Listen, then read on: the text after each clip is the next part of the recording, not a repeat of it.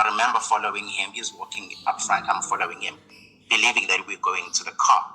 So we didn't even get to the car. He picked up a bottle. He picked up a bottle, threw a bottle at me. I dodged the bottle.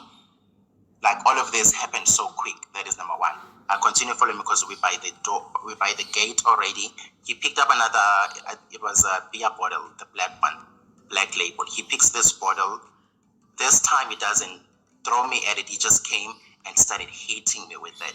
So now what was going to happen at that gate, there is a gate and then there is a sink just by the gate. I suppose they wash dishes or whatever the hell they do there, but there is a sink there. So that's where we was going to fight. So now he takes the bottle, he hits me with the bottle, then I'm blocking it with the cast because on my left arm, I had a cast.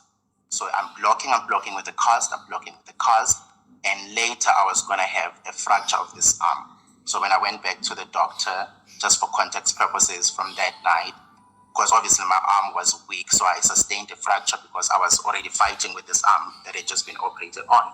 So I remember blocking with, and then the one thing that I saw on the side of the thing, where the sink was, there was a knife. I picked up a knife, I stabbed him on his groin area place to get him off me, which was one step. It doesn't matter because he died, but it was one step to get him off me. We continued fighting. He's biting me, I'm biting him. And then I thought it was going to, after that, some guy came, and then everybody was up and they separated the fight. And then I left immediately because I thought, oh my God, if he comes up again, he's literally going to finish me. I ran to my car, I drove off.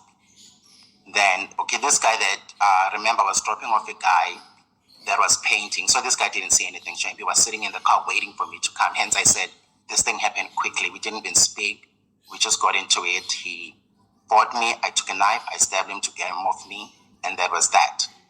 So by the time everybody comes out, everything had happened and then they separated us and then I left. So now I drop off this guy.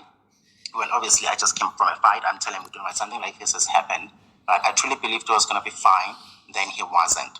So anyway, that was the unfortunate part. But I also know that I could have died that night, so I don't take that for granted.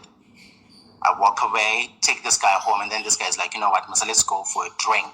And then I'm like, you know what, okay, that's fine, because I wasn't doing anything anyway. There was nothing to get to at home. The flirt is bent down. Then I go with him, we go for a drink, and obviously I wasn't fine. And I remember I got there, got like a Hansa Stride that I usually drink, and then I went to sit back in the car because I had to like process what had happened or whatever. So I remember then 2 hours later, that's when the police were going to come and get me. They're like, okay, you're under arrest for murder. I'm like, what? What you guys talking about? And I remember prior to that, when I saw the police, when I was like, oh my God, how can one do? I thought he had called the police for me because we fought. I'm like, why would he call the police for me after he had just assaulted me and did all these horrible things to me? That's what I thought. And then, okay, the police come and get me. They get me out of the car. They're like, you know what? You are under arrest. I'm like, for what? They're like, for murder. I'm like, what? What are you guys talking about? Like, it just didn't click. It did not fucking click. Okay, then they take me in. They're looking for they're like, where's the knife? I'm like, the knife is there where we were fighting. It was there. I got it there anyway, so I didn't take it. Okay, then they take me in, and then I was going to come out on Monday, okay, Friday. I spent the Friday, Saturday, Sunday. So this means this incident happened on Friday and not Saturday. So I spent the Friday night, Saturday night, gave my statement on Sunday, and then Monday went to the court and whatever.